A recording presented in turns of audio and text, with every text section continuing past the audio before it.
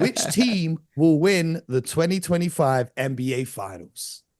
Mr. Scott Perry, who you got? Putting the pressure on right off the bat. You know how we haven't had a back-to-back champion. I know over the last 6 years, there's been 6 different champions. Yeah, since Golden State. Since Golden State, yes. But that streak ends. Mo, I'm putting the pressure right back on you. We're going to the TD Garden. We're going to Boston, Massachusetts. And I'm going with the Boston Celtics. Okay. Okay, BJ, what about you? Ditto.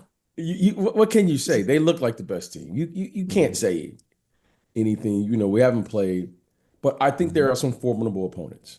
In particular, OKC, what I've seen in preseason. This is just a preseason. Right. The Knicks look like they're all in. But if you're saying today, I have to agree with Mr. Scott Perry that your Boston Celtics are the team to beat for the 2025 championship. Well, the GMs around the league, 83% of them think the Boston Celtics are going back-to-back. 13% think the OKC Thunder, and 3% believe in the Dallas Mavericks. And Mooncey believes, BJ, I always try and do the reverse curse, but this year. Yes. This What's year, the reverse curse? We going back-to-back. Okay. So you embracing it. I love it. Okay, you embracing it now. Back. See, you got a championship in your pocket now. So now you're emboldened to step out on the limb no more. I could talk with my chest out now. You know what I mean? Before I was a little bit nervous, but now I can talk much. But let me ask you guys this: if you had to rank the top 8 teams in each conference, just now, without seeing them play in the regular season, can we break down the Eastern Conference first, from first place to 8th place? Who you guys got? Well, it's difficult to put a complete order for me, but not the order they finish in, but the order that you like them to win the conference. Do you see what I'm saying? To win the conference. Yeah, I don't care about the regular season. I'm talking about give me the rankings of the top 8 teams in each conference. Okay, I'm gonna, obviously we just anointed the Celtics as our prediction for the championship. So Boston's got to be 1 for me.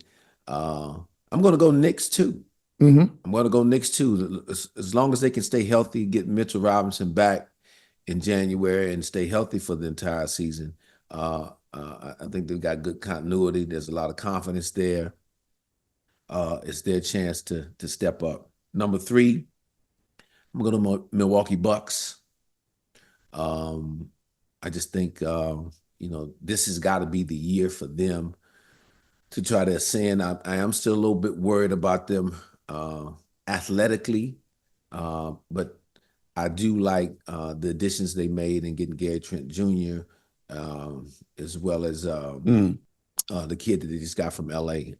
Taurean Prince. Taurean Prince, exactly. So I think that's going to help their depth a little bit this year, and I expect Giannis to bounce back and have a big-time year. I'm going to say Philadelphia. They scare me, the whole thing about Joel not playing back-to-backs. Paul George already had an injury scare in the preseason.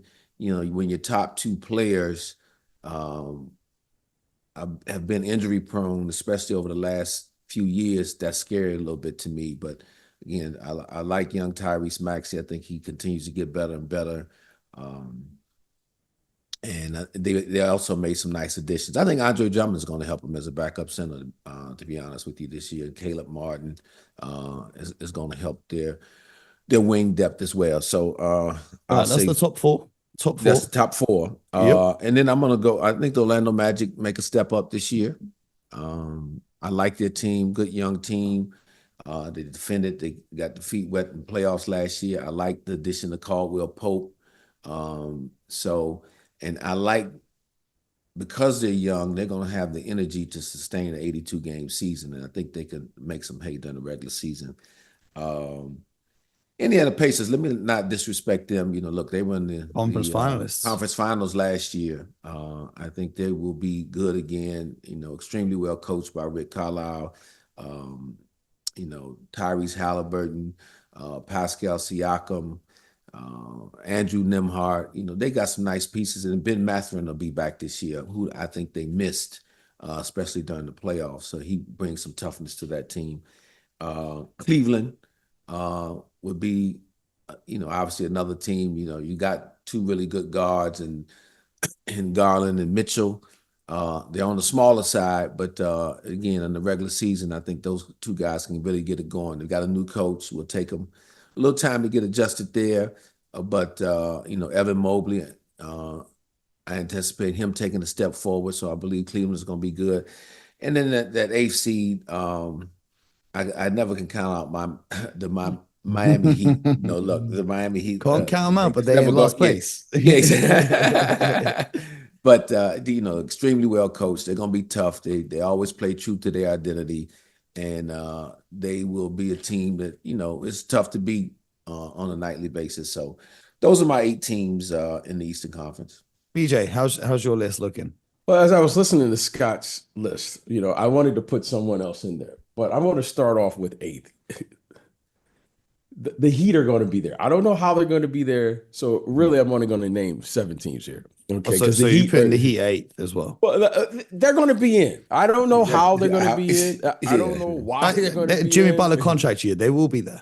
Yeah, but the Heat will be in there. So let's just say the Heat. So here are my 7 teams. You have the Celtics. Yep. 1. Okay, that's 1. 2, we're going to go. I'm going Knicks at 2. Yep. This year. I'm going Knicks 2. 3,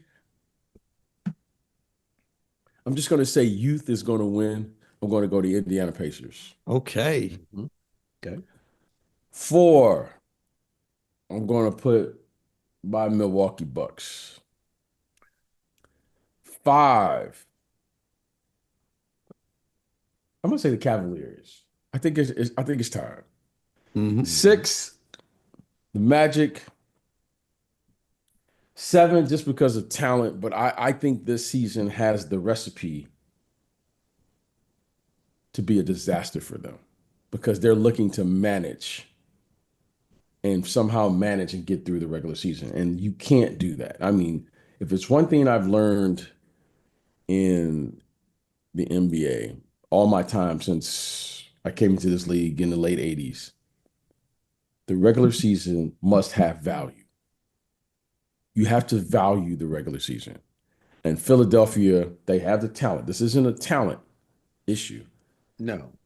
When you start going into and say, well, we're going to manage back-to-backs and we're going to do all of these things to get through the regular season just so we can get to the playoffs, I think that has the recipe for a disaster.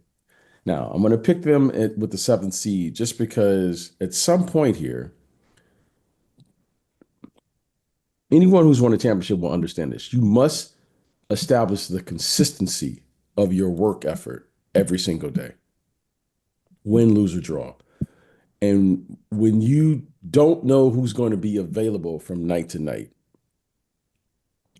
how are you going to establish a rhythm to be able to compete night to night?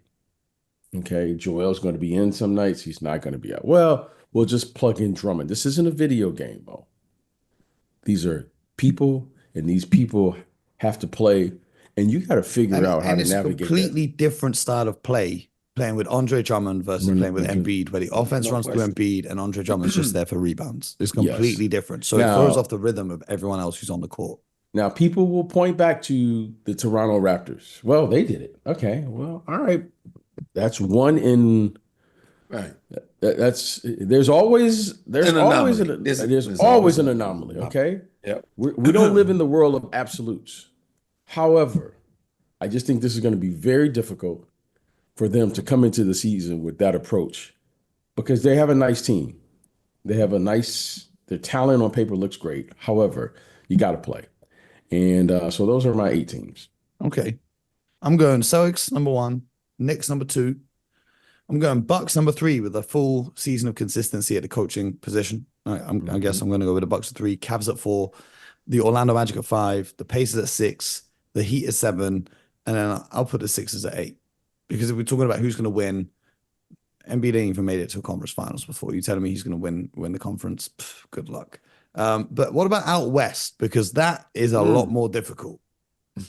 I feel like we had very similar themes in the Eastern Conference. It's kind of the top two and the bottom two are kind of set, and then everyone else in the middle. But what about out west, Scott? Can we take 11 teams? No, no, no, Yeah, no. yeah, You've got yeah. 8. You have 8 teams to pick. Can we take? Hey, boy, that one is really it's really tough. But I'm gonna start with OKC. To win the Western Conference. Yes, I just look. What impressed me, about them last year, they go through the playoffs. You learn who you are even more when you go through playoff series, as BJ will attest to. And what did they do in the offseason? They went out and addressed their two glaring needs. They needed to add some size up front and physicality to the front line. They did that in getting Isaiah Hartenstein. I know he's out for the early part of the season, but he will help in that capacity, and I think it would be a big help playing alongside Chet Holmgren.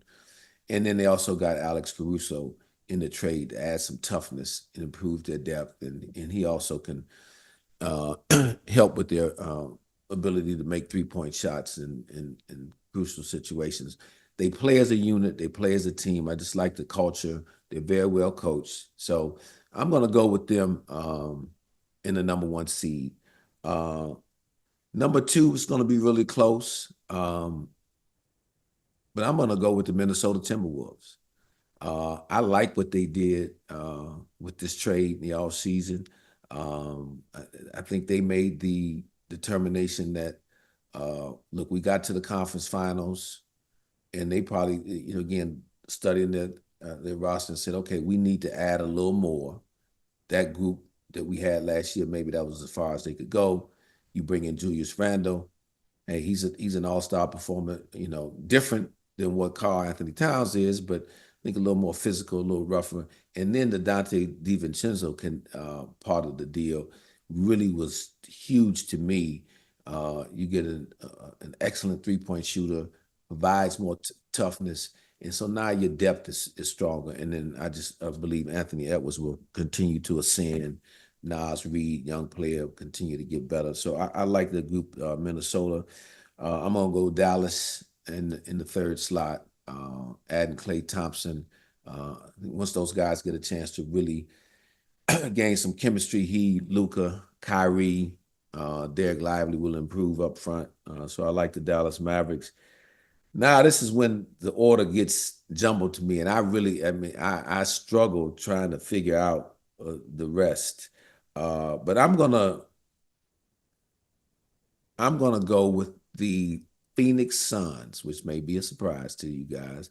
That's not a surprise because all of last year you guys had them in the mix up until I'm up until the just playoffs came up. look, Kevin Durant is still as a special player. Devin Booker, excellent as well. You've got a coach now, I think, that will definitely define roles, help them be better defensively, which I think they lacked last year, and adding Tyus Jones at the point guard position, taking that responsibility off of Devin Booker, off of Bradley Beal, I think it's going to be helpful to this team. So I'm going to put them there. Boy, I can't, the MVP last year, the Joker, I'm going to go with Denver Nuggets. They didn't do a lot to improve their team, but as long as that guy's on the team and they got a really good starting 5, got to have them in the mix. They've got a championship pedigree. So I'm going to go Denver Nuggets. Then Memphis Grizzlies. Ja Morant is back. I forget what place they finished last year. They probably were 12th or 13th in the conference. But that guy means that much to him. It's going to be really interesting to see, him and the young kid, Zach Edey, who is really going to be difficult to deal with on the interior. And so they're going to be able to play with some pace, and they're going to also be able to play a little bit in the half court. I think that Ja has a lot to prove. He's hungry to get back. So long as he stays healthy, I got him there. Who's looked well in the preseason, and I know it's preseason basketball, but their energy has been good thus far. They just know how to play the game together. And that's the Golden State Warriors. And so I'm gonna I'm going to put them there in the mix. Steph Curry is still beating Father Time. No better shooter. Tremendous condition. I think Draymond is in a great place mentally. I think Jonathan Kuminga will continue to get better. The addition of Buddy Hield, although he's not Klay Thompson, but I think he's going to be very helpful because he can really shoot the ball. And over the last few years, he's been one of the top, the top 3-point shooter in the league in terms of, I think, threes made. So really like getting him. And then I really struggle with the 8th spot. Boy, I can make a case for Houston. I can make a case for BJ's guy, Victor Wembanyama, adding Chris Paul to the mix, that they make the jump. I haven't talked about the Lakers yet with LeBron and AD, but I'm concerned a little bit. Can AD play that full 82 games? If I knew he could be available like he was last year, what did he play? 74, 75 games. If I knew that, I would put the Lakers in there. But I'm not so sure with him having played, in the Olympics all off season and just the history of that. The New Orleans Pelicans, talented group. But I'm gonna sell it on the Houston Rockets. BJ made the point about youth being served with the team, Orlando Magic over in the Eastern Conference. I think Houston has that similar thing going here in this conference. They're very talented, very skilled. I think Ime Udoka does a really good job. They keep improving defensively. They're going to be able to score against a lot of people. They'll be able to match up with size and athleticism. So that's going to round out my first 8. BJ, what about you? Gentlemen, we have a thing that we like to say. I learned this from Mr. Scott Perry. There's the basketball business, and then there's the business of basketball. Now, with the 8th seed, I'm going to start backward. I'm going to go backwards. Backwards again. I'm going to just have to be different. Well, no, I don't have to be different. I have to make a business decision here. Okay, I ain't mad at it. Yeah, I know who's coming 8th. Victor Wembanyama and the Spurs will be in the playoffs. Yes, exactly.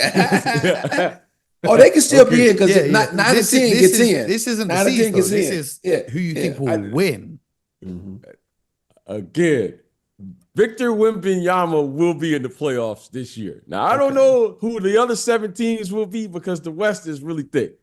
But for the business of basketball, Victor Wembanyama will be in the playoffs. Okay. 6 and 7, you can flip the order. Steph Curry and Jokic will be in the playoffs. Yes, exactly. Okay. Okay.